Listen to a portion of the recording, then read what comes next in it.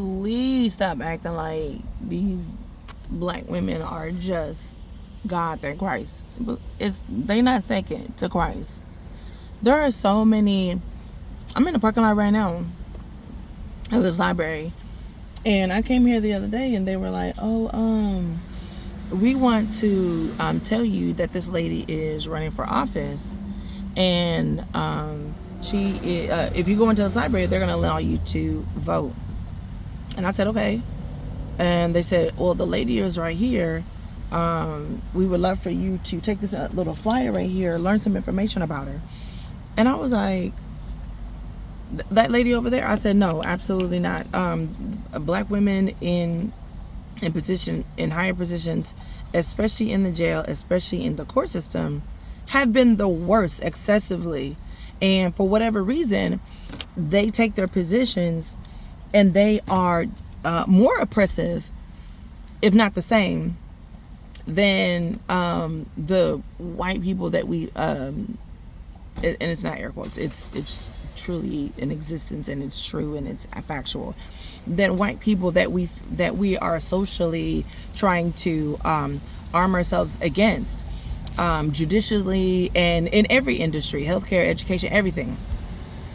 But in my experience, I have had black women be, oh, they got some men out there, I'm gonna let him talk to me. Oh, is the voting over? He getting in his car. I'm gonna let tell me again what y'all was out here doing. They look like that. I'll let them talk to me from the beginning. Tell me everything. But I'm definitely not gonna. He coming back out. So let's get through this video. But there have been so many black women that when I was working in the jail, that the ones on my level, the ones that sergeants, lieutenants, just having a conversation with me, looking at me like as if I'm done.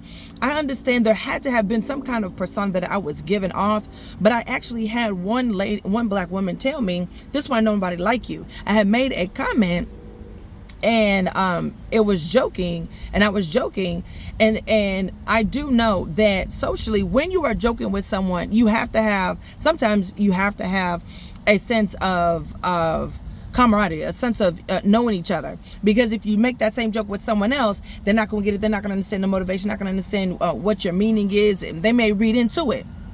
But the more someone knows you, then the more they can find your joke not just funny, but also relative. They can understand where you're coming from, so they don't have to focus on what did you mean by that, where did that come from. All that goes away because now they know you. But I had made a joke, and I had been greeting this woman, but it doesn't necessarily, I had been meeting with this woman. I also know that this particular woman, although she was 2 years younger than me, she she came off a lot tougher. A lot of these women came out so tougher, and I mean tough. In the jail, they were exuded as tough. They had an opportunity to exemplify their toughness whenever physical altercations happened between the guards and the inmates, whenever the spraying needed to happen, whenever constraint needed to happen, whenever there was a person coming in off the street and they needed to shed their clothes and go into what kind of cells were those? Those cells were for mental. Let's say they was going to kill themselves, or they said they were going to kill themselves, or they said that they had suicidal ideation. They were still put in certain cells, and so they had to strip naked there in front of these women, and that were blocking them and blocking the doorway so that the woman inside the cell could undress, remove her clothing, give the garments to a guard, and then that inmate would have to wear the inmate top and bottom.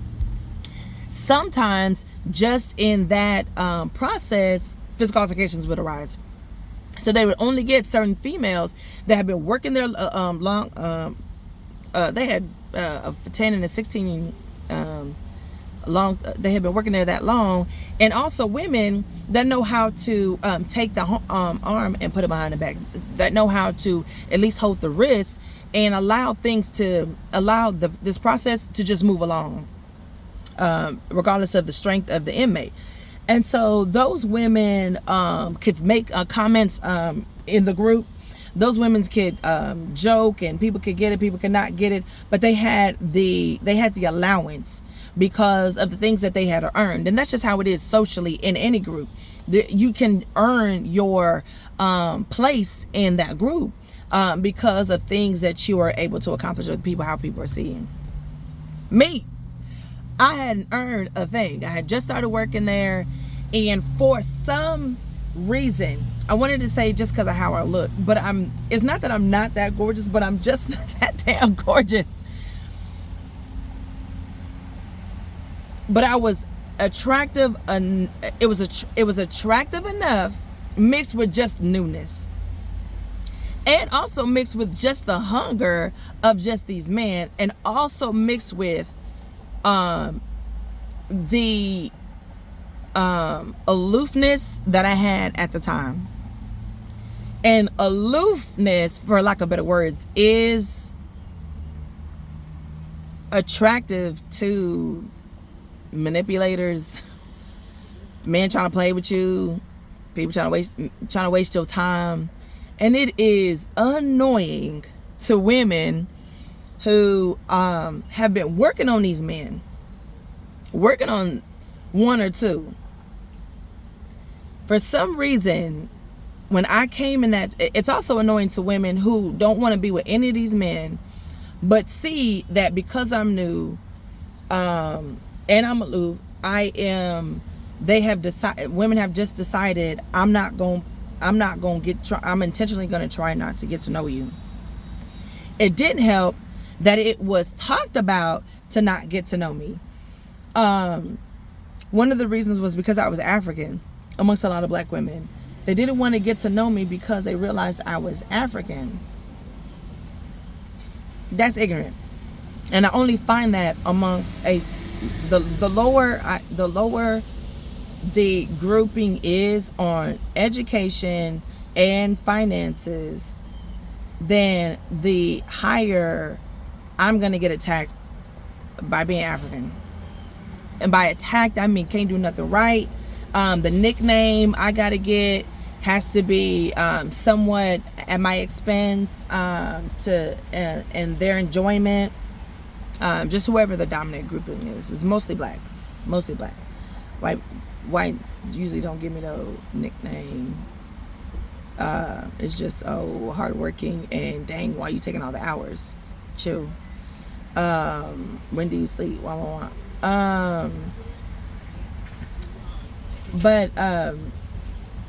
Yes, there was another culture, there was another order that was long standing in all towers, and it wasn't written down, it was in existence, and it was the hookup culture.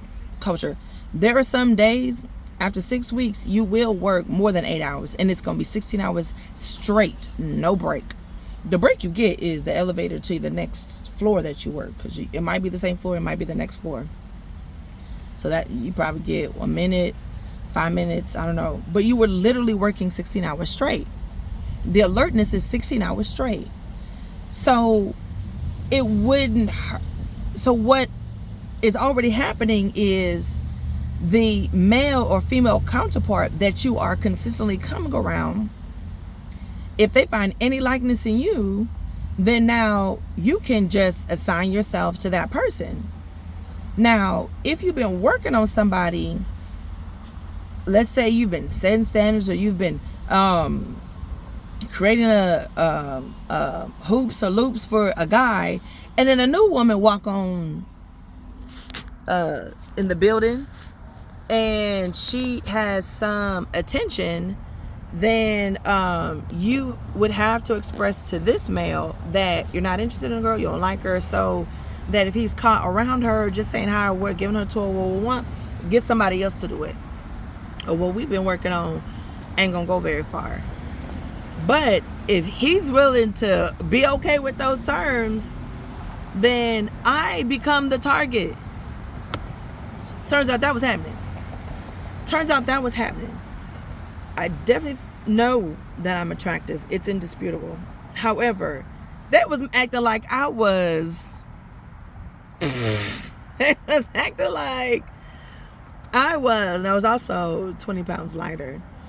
because it's 2022, 23, 24. I gained 20 pounds doing security. Yikes. No, doing some at the jail, but some doing security. I would eat just the noises, the yelling and the screaming, the environment, like visually, aesthetically. I would focus on the chewing and then the eating, and I was like, damn, I normally don't eat this much, ever, ever. Even if I'm at home, even if I was sitting in the fridge, I wouldn't eat this much often. And I think it was to focus on something else. However, I had the funds to fund this habit, but I had to resort to something else. So I started bringing crossword puzzles and things like that. I started trying to write down the same sentence and try to work on mind therapy, just work on repeating motivational sentences and things like that. Oof. I had to do that. It was, I didn't realize, but it was a toxic environment with the people. But as far as like just the setting of the jail, I found myself having to deal with it in certain ways. And every day I could, but then when I would get home, I would have to be relieved, or it was just a lot. It was a lot. So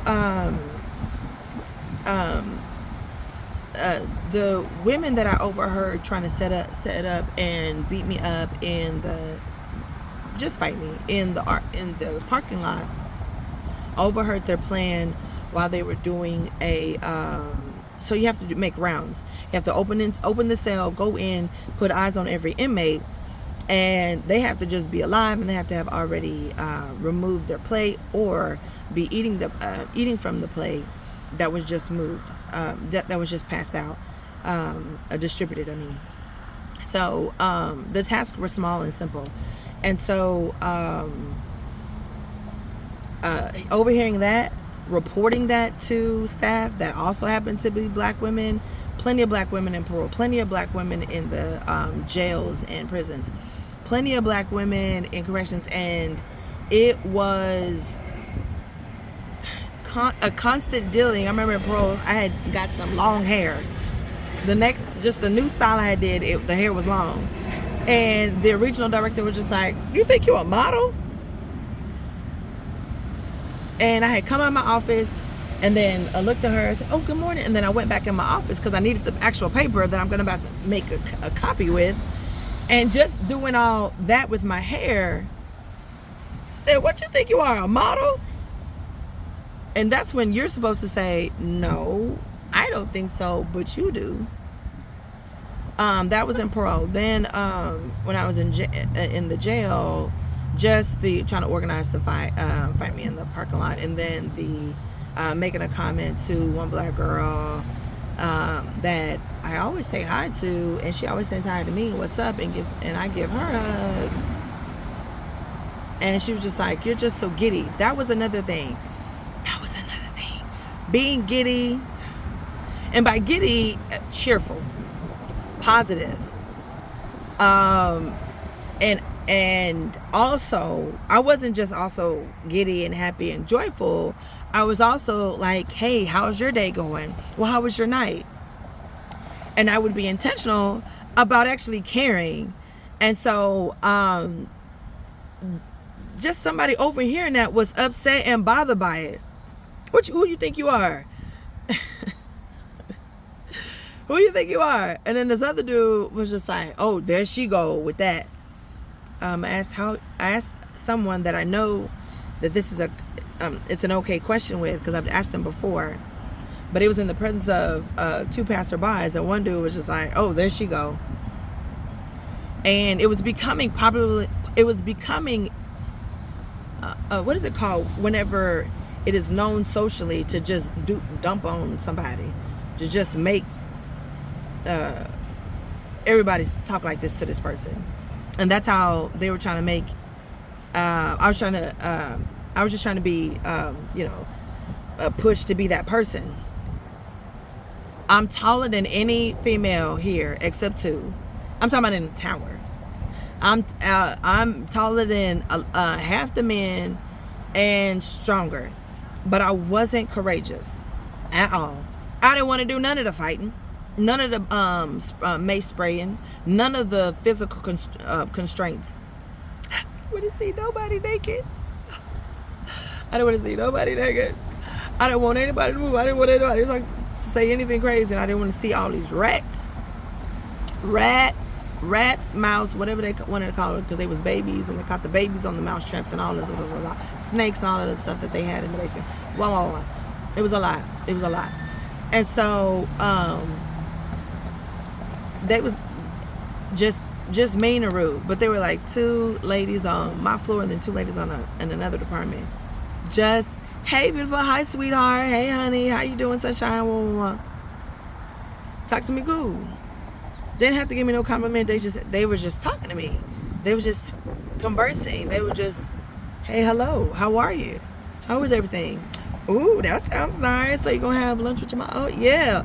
Oh, last time I had lunch with my mom, we went to you should try them. If you're in that area, definitely try them. Yeah. Genuine conversations. And then there was another lady who I thought she was like that, but she would only ask me so she could run back and tell. There had to be 10 women up there. She would go back and tell those women, and then I was there. I was the topic of their discussion, and they would talk about what I ate. They would talk about, so one time I was wearing this wig, and then it had lifted. And once I had fixed it, because I had went to the restroom and fixed it, then when I went to lunch that day, one of those dark-skinned girls was just like, oh, who told you your wig was gone? So you saw me you saw me on the elevator, you saw me pass by with your inmate, and you saw me in the control center, but you didn't say nothing. That's fine. I don't know. It just happens. And I don't think it happens to everyone. But there was something in me at the time that I was going through that divorce that was resonating. It was emanating as low-life, lame, coward, just dope on her. And now that I'm a security guard, this job this job where it is my duty to kick these people out, kick them out, ask them to leave, kick them out, however I choose to do it. Ain't nobody gonna say nothing about how I do it. Take the flashlight, flash it in their eye. My flashlight has serrated edges, and it's hot pink. And I also am the person that eject people out the club. Whether I'm working by myself that night or I'm working with other people. Do I have a pimple? Or I'm just fat? Oh, it is a pimple. And I meant to say dimple. Oh, Lord, I should have said dimple. The duties of this job it has not allowed me to be tough. It's allowed me to exercise it. The mentality I get to have by being divorced from that person, that in order to be married to him, I had to do this, I had to do that, and I did it. Let's be honest, I did it. House had to be clean, had to be in order. Definitely had to keep the kids in line. Can't be making all this noise. He always got these headaches. Forget the fact that he'd be up drunk. So when he throwing up, butthole showing, spitting on the stairs as he come in, stumbling, talking with inflection, talking all, forget that. Don't be making up. Don't have these kids making stuff there. Anyways, so just to maintain that, I did maintain that, but it took a lot out of me and my personality to be present and to be under him, who was insecure, and I couldn't detect that. I did detect it, but even when I did detect it, I didn't value the fact that that quality and that attribute is the reason why he's making these rules, these made up rules, these rules on the spot. And some of these rules he's been saying and repeating it, and those ones I've been adhering to. But his insecurity is a continual, without end inferiority complex. His inferiority complex and his insecurity is a continual, without end oppressor. And so if I would have seen insecurity like that, then it would have been helpful at that time. It wouldn't have been easier. But there was just something in me when I was that wife that was a lot, that created such a poor. I would sweep, I would wipe the counters, wipe the officer's desk, and I remember I would learn the steps. But when I tell you, these people had no patience for my lack of knowledge. But I'm supposed to be trained. The system in the jail is not standard information. This is not how society is run. People are not in cages out here. If no one goes to jail, they would never see a human being behind locked bars. And so I was just like, why am I being treated this way? But I was contributing to my treatment because of how I was at the time. And how was I emanating? I was bubbly, but there was an expectation because of my figure, my stature, my height, and those expectations were not met. And so that contradiction made me unreliable, but it also made me, according to that particular group, worthy of being mocked. So, but the only ones that did it were black women. Same in parole. I remember my supervisor telling me, when you first started here, nobody liked you just because you had that Range Rover. And I'm like, because I had a Range Rover? She was like, yeah, you were just wanting to talk to everybody and say hi to everybody, and didn't nobody like that. They just wanted to work on their own business. And I was just like, okay, fine.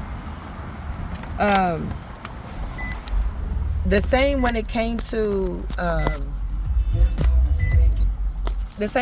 to me going through the divorce process. I was in front of a black female judge, and I was sharing with her that, hey, he has dragged me out the house, dragged me out the car. And she was like, well, do you have any proof? And I was like, no, I don't have any proof. I didn't know that he was going to do those things at the time that he did it. And also I punched it in while I was asleep, and she was just like, where is the footage? And I was just like, I don't have any of that. And she was like, okay, you can go get that. And when you get that, if I don't have that, I could go get it, but I don't have that. These are past events that have already happened. I don't have any footage.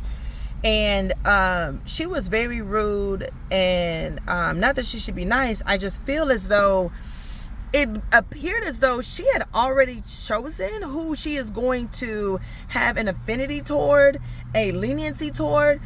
I remember when he said, I want to show you something on my phone. She said, let me show you my phone. She said, hand it to the bailiff. The bailiff brought the phone. And my ex-husband had my name as Princess. I'm like, also, he punches me when he is frustrated and can't get his words out. And he's mad that he's in a situation where he has to express himself. And he can't use the words like I do. And I think, in my mind, I feel like he hears the words that I choose to express myself, and he can understand it, but he doesn't feel as though I can understand. Just because he has an accent, that doesn't necessarily mean that he's incompetent. He's incompetent. Like, I can't hear him or understand him. That's not necessarily true. But you don't have to compare yourself. And I feel like he was comparing himself to the way that I'm able to express myself. But I'm also speaking the only language that I know, right? As opposed to him, who has 2 languages. I think he can also understand up to 5. Because I've seen him in the presence of others that speak other languages, and he's able to have basic, conversation with them, which is far what I can do.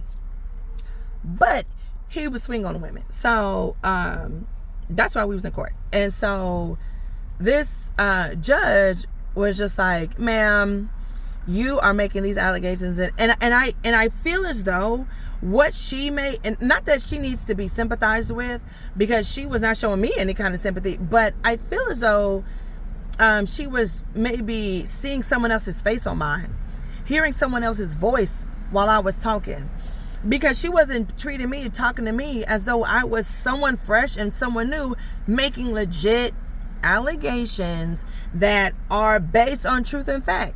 And because I was in the courtroom, it don't matter what I'm saying. It matters what I could prove.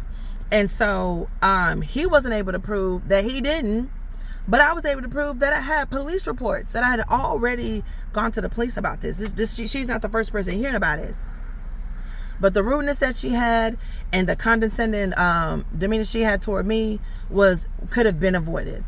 And also her dismissing the things that I did submit, which were the police report. She was just like, well, you cannot submit this. There's only 2 years. For whatever reason, if you're filing domestic violence cases against your spouse, not any domestic violence thing, it was, there is a 2-year stipulation. You can't file after 2 years. That needs to be thrown out. Because there's some people that can't even get away from their spouse to even have the audacity to press charges against somebody that they were married to. Whoever came up with that is just wild. And what is the point of that? Anyways, I'm giving details on my personal experience with black women. I was just on a post on TikTok where this woman, there's a trend where people put in top 5 people that are just no's or dislikes or whatever, and she had Drake twice, she had Clark on there, she had Clarence Thomas on there, also Cam Newton, Tiger Woods on there, and Trump. And I was just like, some black women need to be on there. Some black women have such a, I was telling these women when they came up to me talking about, hey, go vote for this this judge, she's gonna be out there, vote for our sister. Ain't no all black women are not my sister. All black women are not my, unless I have a direct conversation with these women and have a relationship with them. You're not gonna get my blind support. You guys are atrocious and oppressive, and black women, a lot of times when it comes to other black women, see them as opportunities to oppress them and exercise their hate, hurt, and pain that was executed on them. That was use them as an example. They're going to use this black woman as an example. I have been embarrassed. I have been ridiculed. I have been threatened. I have been set apart so that I can be ridiculed publicly and by parole. My Miss I don't have to say her name, but my supervisor, and then what's her my supervisor, then her supervisor, about her taking my paperwork and calling a meeting, turning it into a a clear transparency, making it a slide so that she could do a presentation on how I filled out the document. And when I see her, I would love to talk to her about it. But there's just some people that exude some attributes that you already know. Whenever you do talk to them directly, they already gonna defend their actions and let you know that you were wrong for making that mistake. And they were not wrong for using you as an example to other people to not make this mistake. And it could not have been done privately. It should have been done publicly. They're going to defend their actions, defend the mindset that they had at that time, or even if they do choose to go the apologetic route and they sense that maybe there is a possibility they could have done that, not done that at all. The apology going to be lackluster. It's going to lack actual sympathy, empathy, or feeling. So, I mean, that's going to irritate you even more. As a believer, I'm going to forgive all of them, but I'm definitely not going to keep dibbling dabbling in no black women business, because black women do not have a sense of camaraderie except online. Because in life, in my experience, black women are the harshest, especially when they go up in ranks, when they when they elevate. When they progress, when they achieve. And for people like me, there are other people, when they get hurt, when they get harmed or whatever, they have a bad experience or whatever, they make sure they use other people as an opportunity to demonstrate the same kind of hurt. And I think that's what a lot of black women do. And I think that's what a lot of black women do, that where you don't need education to progress. I think that sometimes that you just got the promotion, you just got the promotion because of tenure, because of the amount of years that you've accrued. What differentiates black women that oppress other black women from other black women that don't is I want to say their character is definitely not Christ. It's definitely not God. Because I have heard these people talk about God, but I know that it's not really God. I know that they don't really have, I know the oppressive black women don't really have a relationship with God. Otherwise, they would feel bad. They would feel uncomfortable to even think this, let alone behave that way. It would have to be a true relationship with God or education. As opposed to, I'm in this higher position because I've been here longer. I'm in this higher position because I stuck it out. I'm in this higher position because I took all the crap. Now I'm ready to dish it out. It has to be God and education. And by God, I think it manifests as a compassionate heart. A lot of black women be wicked, bro.